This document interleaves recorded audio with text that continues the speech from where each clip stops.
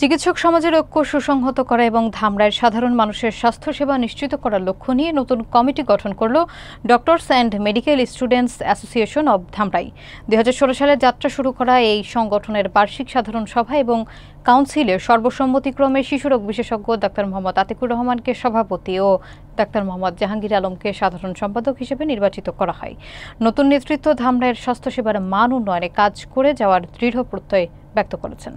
মাসুদ রানার প্রতিবেদনে থাকছে বিস্তারিত।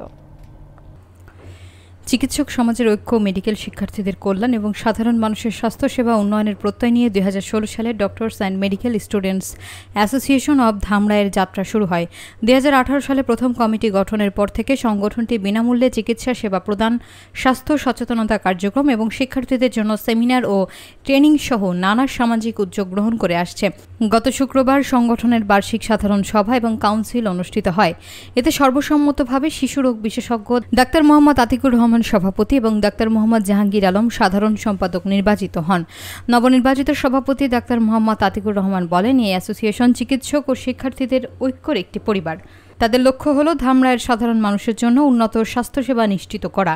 সাধারণ সম্পাদক ডাক্তার মোহাম্মদ জাহাঙ্গীর আলম বলেন, তাদের সংগঠন প্রতিটি চিকিৎসক ও শিক্ষার্থীদের জন্য একটি অভিন্ন প্ল্যাটফর্ম, যেখানে তারা জ্ঞান, অভিজ্ঞতা এবং মানবিক মূল্যবোধ ভাগাভাগি করবেন। তিনি আশা প্রকাশ করেন, এই সংগঠন কেবল একটি কমিটি নয়, বরং ধামরাইয়ের চিকিৎসক সমাজের আস্থার প্রতীক হয়ে উঠবে।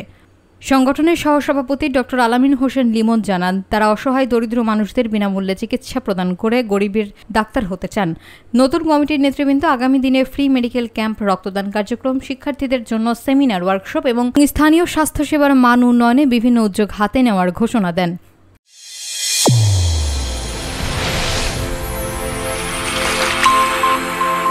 চ্যানেল A1 হৃদয়ের স্পন্দন।